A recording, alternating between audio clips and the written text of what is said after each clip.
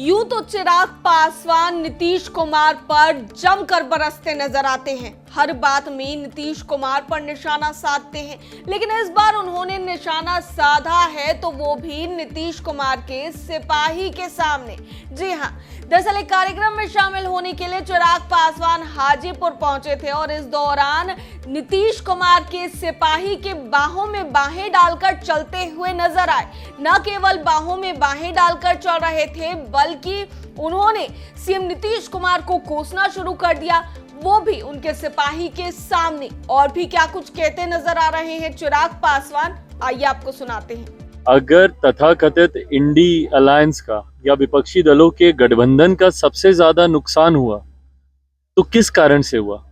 मुख्यमंत्री नीतीश कुमार जी के बयानों से ही हुआ ना। और इनके बयानों पर जो बाकी दलों ने खामोशी रखी, क्या इन्होंने महिलाओं का अपमान नहीं किया? बिहार की विधानसभा में खड़े होकर जिस तरीके से अश्लील शब्दों का इस्तेमाल किया गया, उस पे जिस तरीके से तमाम गठबंधन दल के नेता खामोश रहते हैं, वो नुकसान का कारण बना। नुकसान का कारण बना अनुसूचित जाति से आने वाले वरिष्ठ नेताओं का अपमान करना, जिसमें खुद मेरे नेता, मेरे पिता आदरणीय रामविलास पासवान जी शामिल है।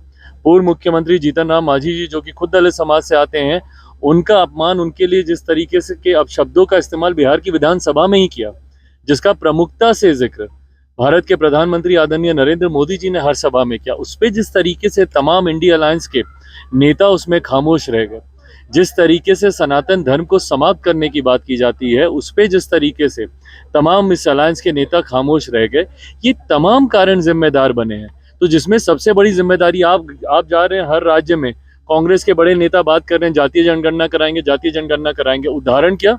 बिहार की तर्ज पे। क्या बिहार में हम लोग जानते नहीं है किस तरीके से जातीय जनगणना हुई? बंद कमरे में टेबल पे बैठ के रिपोर्ट तैयार कर दी गई, किस तरीके से धांधली हुई है, कितनी जातियों को इसमें छोड़ा गया है, कमतर करके दिखाने का प्रयास किया गया है, ये हर कोई जानता है। इनके मुद्दे ही गलत थे और इनके ज्वलंत विषयों पर खामोश रह जाना, और खास तौर पर मुख्यमंत्री जी के, हमारे बिहार के मुख्यमंत्री जी ने जितने अपशब्दों का इस्तेमाल किया, उस पे इंडी गठबंधन के लोगों का खामोश रहना ही सबसे बड़ा कारण बना है विपक्ष की हार का। अब ऐसे में इन्हीं को जाकर एकदम आगे बैठा दें तो भैया जो बचा कुचा है वो भी सब समाप्त हो जाएगा। इस लोकसभा विधानसभा में हमने देखा कि अंतिम समय में जातीय जनगणना का एक मुद्दा आया था। आपको लगता है कि 2024 में ये मुद्दा कितना महत्व रखेगा?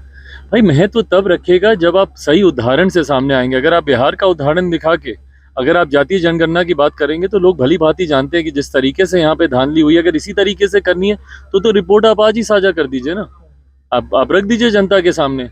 फिर उसमें फिर जनगणना का दिखावा करने की जरूरत क्या है? कितनों के यहाँ जनगणना हुई है हम लोग भी जानते हैं यहाँ पे।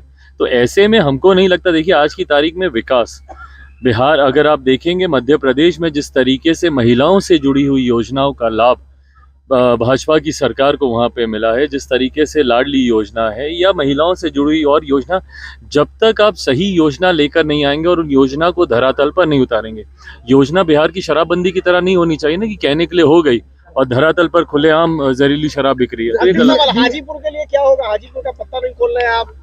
भाई कितनी बार खोले? हाँ, आप लड़ेंगे, माँ लड़ेगी। अब जब तक नामांकन नहीं कर देंगे तब तक आप लोग मानिएगा नहीं। चिराग जी, डीएमपी सांसद को लेकर गौमूत्र का विवाद हो रहा है, गलत है, गलत है, गलत है। ये संसद में जिस तरीके से माननीय सांसद के द्वारा इस तरीके की भाषा का इस्तेमाल किया गया, ये गलत है। ये कहीं ना कहीं उसी सोच को बढ़ावा देता है जो सनातन विरोधी सोच है। खैर, इसके पूर्व में भी उनके कई वरिष्ठ नेता सनातन धर्म को समाप्त करने की बात पहले भी कर चुके हैं। ऐसी बातों को निरंतरता में उठाकर समाज में असंतोष उत्पन्न करना, समाज में बंटवारे की भावना को बढ़ाना। प्रधानमंत्री जी ने चुनावी 3 राज्यों में चुनाव की जीत के बाद अपने संबोधन में खुलकर और स्पष्ट तौर से ये बात कही है कि ऐसे लोगों से सावधान रहने की जरूरत है जो समाज में बंटवारे की राजनीति, समाज को बांटने की सोच के साथ जो लोग राजनीति करते हैं। ये उसी का एक उदाहरण है। बहरहाल आज सदन में उन्होंने माफी भी मांगी है, इस पे खेद उन्होंने व्यक्त किया है। मैं उम्मीद करता हूं कि भविष्य में कम से कम लोगों की भावनाओं के साथ खिलवाड़ करने वाले इस तरीके के बयान सामने नहीं है। तो सुना आपने क्या कुछ कहते नजर आए चिराग पासवान सीएम नीतीश कुमार को लेकर, लेकिन वहीं उन्होंने हाजीपुर सीट को भी लेकर के अपना दावा ठोका है। उन्होंने कहा मीडिया कर्मियों से कि अब हम जब नामांकन कर देंगे तभी आप लोग मानिएगा। क्या कुछ कह रहे हैं, आइए सुनाते हैं आपको। लोकप्रिय। तो ये अंतिम गलत सवाल, हाजीपुर के लिए क्या होगा? हाजीपुर का पत्ता नहीं खोल रहे हैं आप। भाई, कितनी बार खोले? हाँ, आप लड़ेंगे, माँ लड़ेगी। अब जब तक नामांकन नहीं कर देंगे तब तक आप लोग मानिएगा नहीं। हाँ? तो सुना आपने चिराग पासवान सीएम नीतीश कुमार को लेकर क्या कुछ कहते नजर आए। वहीं हाजीपुर सीट को लेकर भी चिराग पासवान ने अपनी बातें रखी। वहीं चिराग पासवान जो हैं वो सीएम नीतीश कुमार के सिपाही के सामने ही जमकर सीएम नीतीश कुमार पर बरसते नजर आए। दर्श न्यूज में फिलहाल के लिए इतना ही। बने रहिए हमारे साथ देश और दुनिया की तमाम खबरों के लिए।